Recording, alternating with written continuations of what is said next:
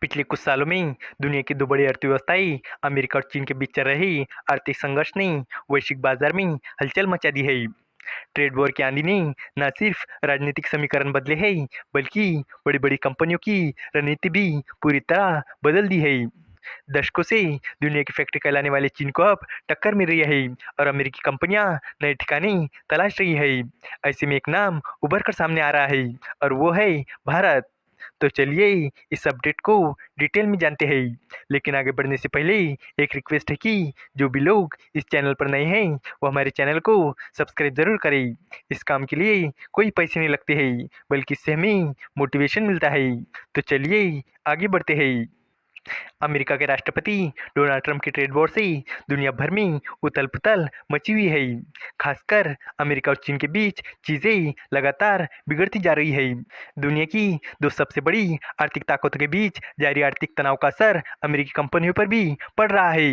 बड़ी संख्या में अमेरिकी कंपनियां चीन से किनारा कर रही है। एक सर्वे के मुताबिक 52% अमेरिकी कंपनियों का कहना है कि उनकी चीन में नया निवेश करने की कोई योजना नहीं है। चीन करीब 3 दशक से दुनिया की फैक्ट्री बना हुआ है। इस दौरान अमेरिकी कंपनियों ने भी चीन में सस्ते में माल बनवाया और पूरी दुनिया में इसे बेचकर जमकर मुनाफा कमाया। लेकिन कोरोना काल के बाद दुनिया बदल चुकी है। अमेरिका की कंपनियां चाइना प्लस वन की पॉलिसी पर चल रही है। कई कंपनियों ने चीन के बाहर दूसरे देशों में भी अपना बिजनेस फैलाया है। इनमें भारत और वियतनाम को सबसे ज़्यादा फायदा मिला है। अमेरिका और चीन के बीच लगातार बढ़ते तनाव से कई दूसरी कंपनियां भी चीन से बोरिया बिस्तर समेटने की तैयारी में है। यूएस चाइना बिजनेस काउंसिल के एक सर्वे के मुताबिक 52% अमेरिकी कंपनियों का कहना है कि उनकी चाइना में नए विनिवेश की कोई योजना नहीं है। पिछले साल के मुकाबले इस संख्या में 20% तेजी आई है। इस सर्वे में कई बड़ी कंपनियों को शामिल किया गया है। इनमें से 40% से ज़्यादा कंपनियों ने पिछले साल चीन में $1 बिलियन से ज़्यादा का रेवेन्यू कमाया था। इतना ही नहीं, सर्वे में शामिल 27% कंपनियों का कहना था कि वो चीन से अपना बोरिया बिस्तर समेट चुकी है। ये उनका कुछ बिजनेस चीन से बाहर ले जाने की योजना है। ये संख्या 2016 के बाद सबसे ज़्यादा है।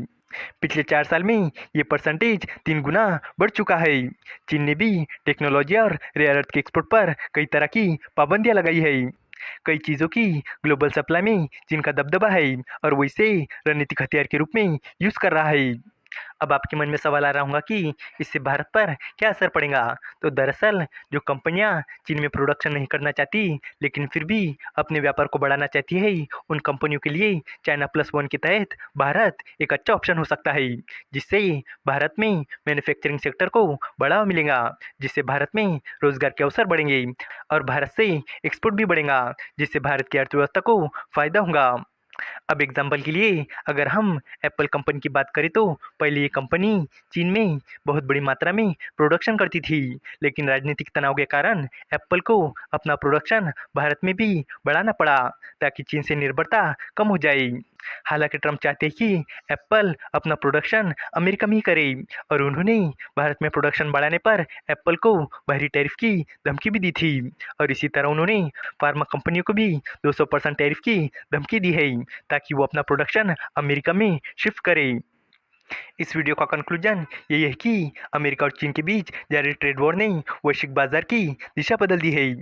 चाइना प्लस वन रणनीति ने भारत के सामने एक बड़ा मौका खोल दिया है, जहां देश मैन्युफैक्चरिंग हब बनने की ओर तेजी से बढ़ रहा है। एप्पल जैसी दिग्गज कंपनियों का भारत की ओर रुख करना इस बदलाव का बड़ा संकेत है। अगर भारत इस मौके को सही तरीके से बुनाता है तो ये न सिर्फ देश की अर्थव्यवस्था को मजबूती देगा, बल्कि लाखों लोगों के लिए रोजगार के नए अवसर भी खोलेगा।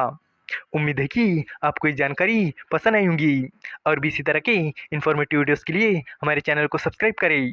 धन्यवाद।